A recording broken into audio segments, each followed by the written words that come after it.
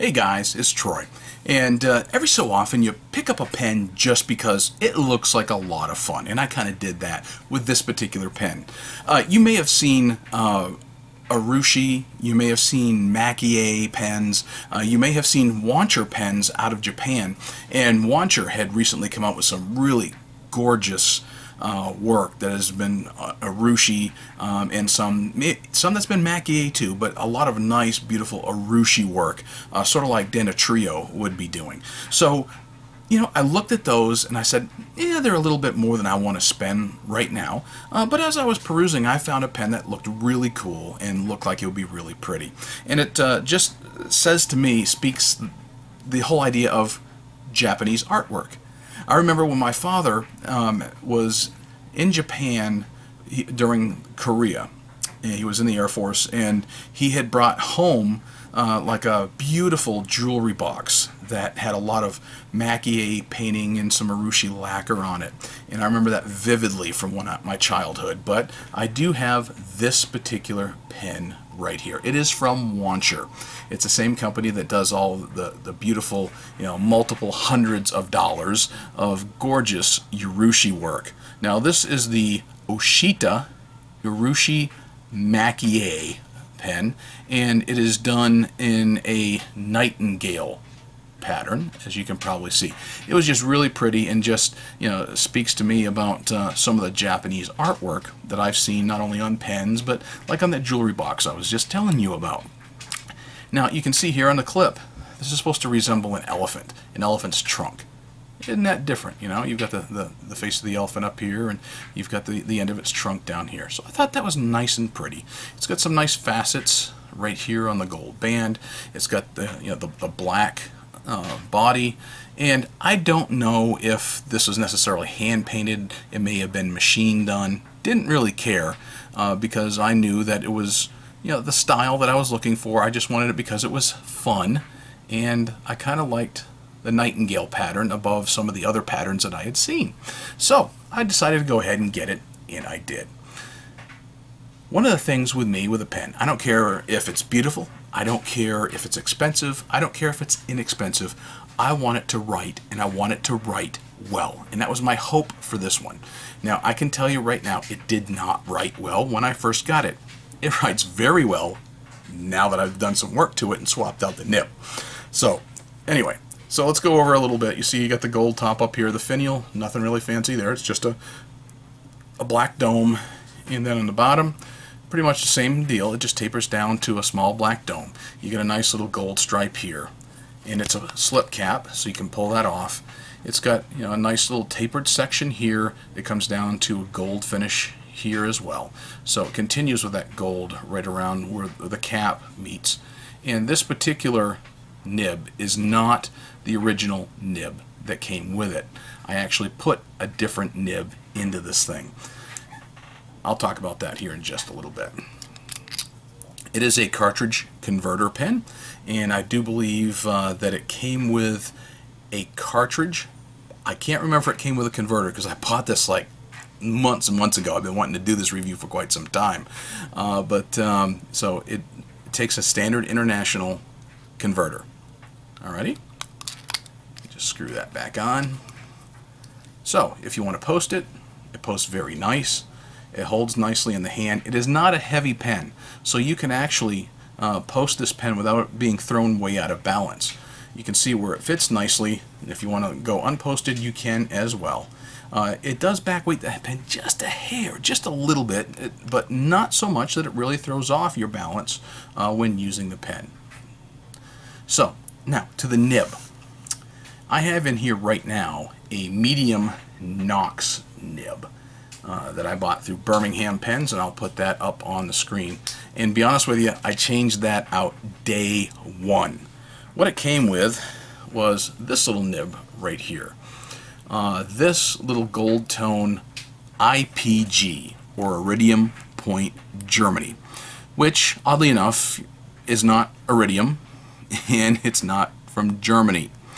Whenever I get a pen, it says IPG or Iridium Point, and especially says the word Germany. You know, it can say Germany, but not be made in Germany. So if it says made in Germany, then you'll know it's German manufactured. But you'll know it's according to a certain standard or style if it just says Iridium Point, Germany. And it's probably manufactured in China, most likely. And I cringe because sometimes they're great nibs. I've had some IPG nibs that I was like, gee, I don't know, and it wrote great. I have other IPG nibs, like this one, where it was like I was writing with a needle, and I said, no way, I can't stand this pen, I can't deal with this nib. So since it had a standard number 6 nib, IPG nib in it, I took the nib out, and I put in the spare Knox nib that I happen to have on hand, and now it writes very nicely, very smoothly, and quite honestly, you know, it was worth the upgrade to that particular nib. I'll tell you what I'm going to do is I'm going to link in the description down below for information in my notes, a few articles maybe to IPG, what it means and what it stands for. So if you like Japanese artwork and you want a pen that kind of reflects that, you know, the Wancher Oshita Urushi Maki-e may be worth a consideration. They're not really cheap though. These pens go for about $80. It's better than the $800 price tag or $600 price tag I've seen some of other Wancher stuff. But I'm going to show you the dimensions, the length and the weight, and we'll get back and we'll compare this pen to some others so you get an idea of its size comparisons, and then I'll do a writing sample of how it writes now that I've put in a new nib.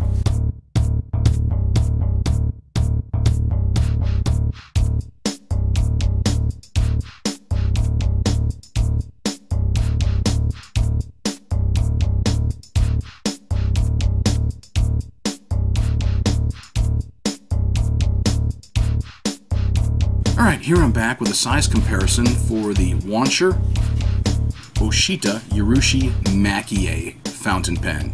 Alright, so this is the pen itself, like I had just been showing you. Let's show you a few comparisons. A Jinhao 450 for comparison.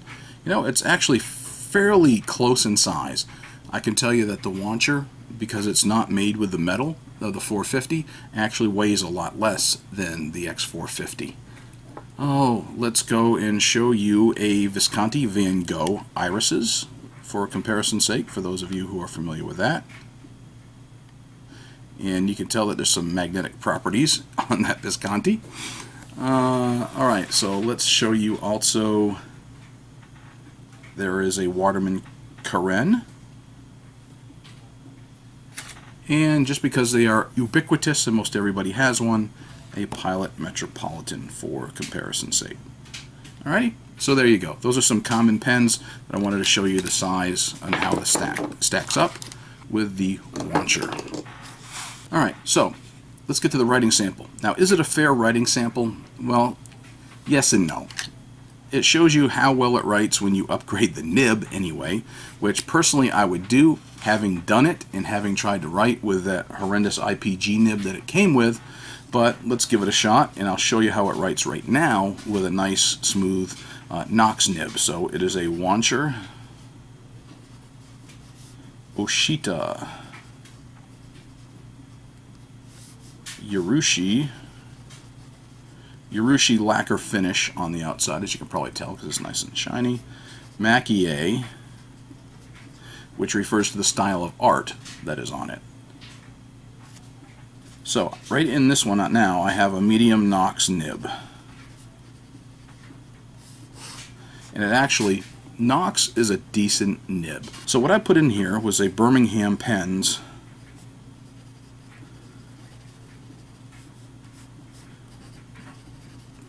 and I put in the Allegheny Observatory Celestial Blue. So it writes really, really dark, it writes really wet, and it writes very, very nice. And can you get a lot of line variation? You can get a little bit.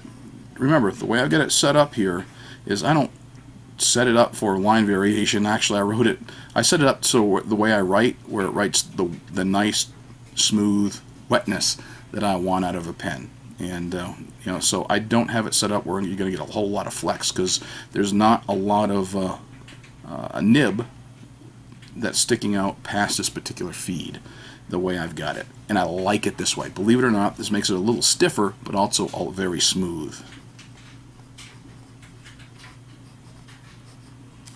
It, like I said, it writes very wet. So if you're looking for, a pretty pen, I mean, this is a very good-looking pen. It's not the most masculine-looking pen in the world. It is very attractive. I actually used this pen this last weekend when I was out with my son, and we had a waitress at a restaurant where we had stopped at, and she actually used to work for a major pen manufacturer and distributor, and she saw this pen, and she thought it was actually a very attractive pen. So, anyway. But if you're looking for a decent pen, the Wancher Oshita may be worth your consideration if you're looking for a fairly nice pen. Alright guys, that's about it. I mean, there's not much else to tell. And with that new nib, I'm not going to put the original nib in it and show you how it wrote, just because I don't feel like messing with the way I've got the sucker being almost perfect as it is. I've got it writing exactly the way I want it, so I'm not going to put in the original nib. So anyway, there you go. That is my, in a nutshell, review, the Wancher Oshita Urushi Maki-e fountain pen.